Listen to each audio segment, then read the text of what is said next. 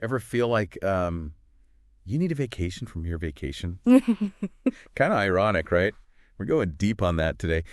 Diving into this story about someone who travels the world for like a year and a half, Patagonia, the whole bucket list, and still felt burned out. Yeah, I mean, honestly, that's something a lot of us struggle with. It's like we're chasing happiness, but looking in all the wrong places.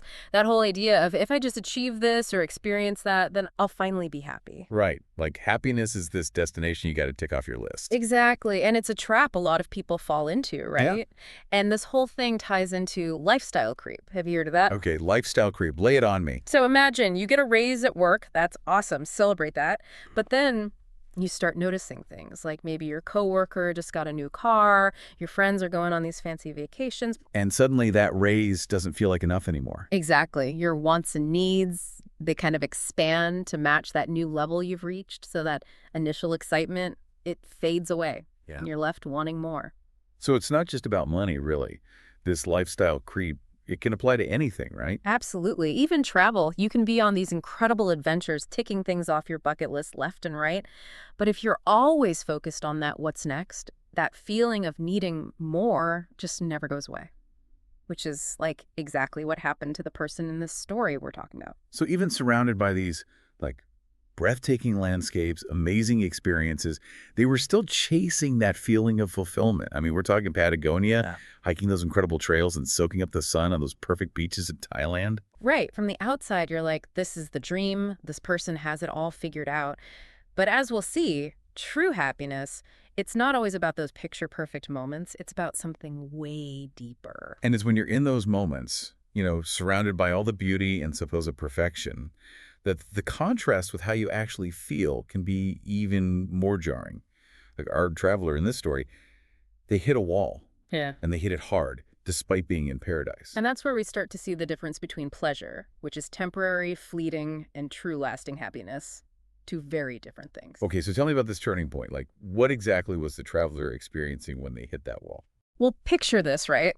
You've been dreaming of going to Jeju Island for years, all those stunning photos, the stories. You get there, you're surrounded by this amazing coastal scenery, and you feel nothing, just apathetic. It's like your head's telling you you should be happy, but emotionally something's just not clicking. Yeah, exactly.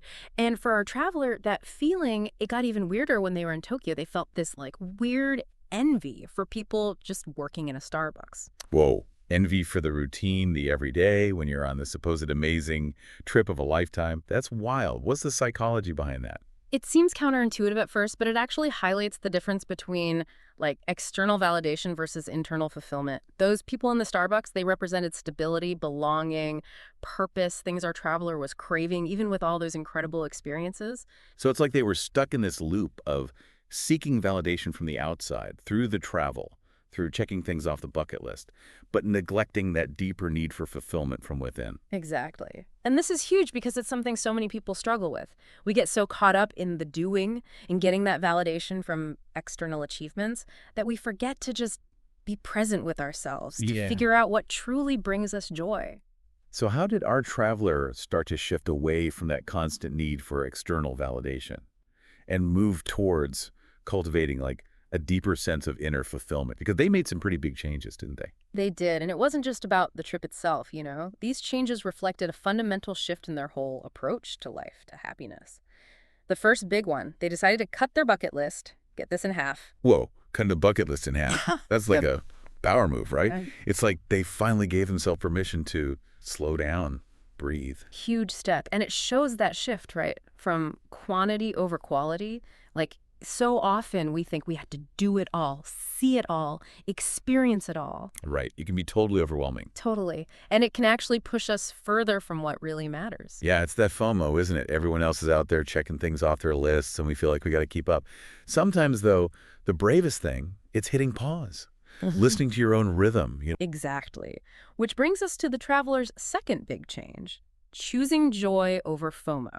Instead of always chasing those Instagrammable moments, they started choosing quieter, more like authentic experiences. Imagine, like instead of that crazy hike to the crowded tourist spot, they're in a cute little local cafe, just present in that moment, enjoying their tea and a good book. It's like rediscovering those simple things, The ones that get lost when we're so busy doing, achieving, makes me think, what could we say no to in our own lives to get some of that back? More peace, more presence, just more joy in the everyday. Such a good question to ask yourself. Like, what are the things, commitments, obligations, even just ways you think that drain your energy, that keep you from really connecting with yourself and the world around you? Yeah, it's like identifying those energy leaks and giving yourself permission to let go. Mm. So, okay, slowing down, choosing joy over FOMO. What was that third big change? This one's big. It gets to something so many people struggle with. Disconnecting from work, even on this incredible sabbatical. Our travelers still felt tied to their old work life, still freelancing, pitching stories, trying to hold on to that old identity. Oh, man, exhausting. Even when you're not traveling the world. I've been there glued to the inbox on vacation. How did they break free? It started with a realization, a moment of clarity, I guess. They saw how holding on to those old work patterns was actually stopping them from really being present in these new experiences. Like their mind needed space for new things to come in. So they had to let go of that always-on thing to tap into a different energy, like pure curiosity, exploration. Exactly. And with that, bam, this renewed sense of wonder, this thirst for learning. But it went beyond their old work. They dove into history, geopolitics, even real estate, things that they never would have had the energy for before. Like this whole world just opened up when they weren't so focused on constantly producing. And that's where it gets really interesting, right? Because it shows how important downtime is for our brains. We Yeah. need it to process, be creative, avoid burning out. Right. And there's a ton of research that shows this. Like studies have shown that when we let our minds wander, no goal, no task, our brains are actually making new connections, coming up with ideas, even making memories stronger. So by embracing rest, embracing play, giving their mind that space to wander and explore new things, our traveler actually went home with more energy, more creativity, and a totally new sense of purpose. It really makes you think, like sometimes the most productive thing is to just step back, disconnect, just be.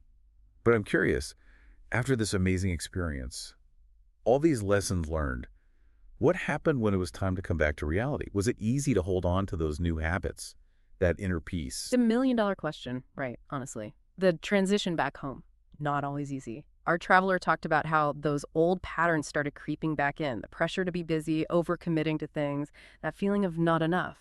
It all comes back. Like being back in that old environment with all the same routines and triggers, it pulls you back in. So how did they handle that? What helped make those changes stick?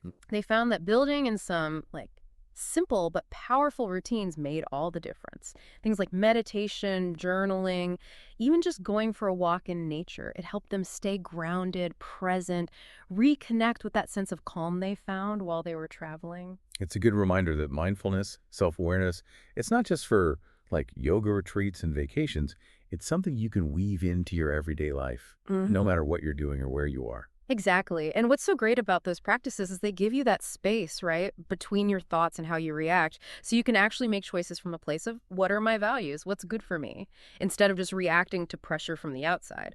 So it's about shifting from that, what do I need to do to be happy, to how do I actually want to feel, and letting that guide your choices, whether they're big or small. Sounds like this traveler's journey, it wasn't so much about escaping their life, but about coming home to themselves. What a great way to put it. It's a good reminder for all of us. Sometimes the most life-changing journeys aren't about how far you go, but about the stuff you figure out within yourself along the way and the wisdom you gain from that. It's about realizing that real happiness isn't some finish line you cross. It's more like a way of being, a way of experiencing everything. And you have to cultivate that from within.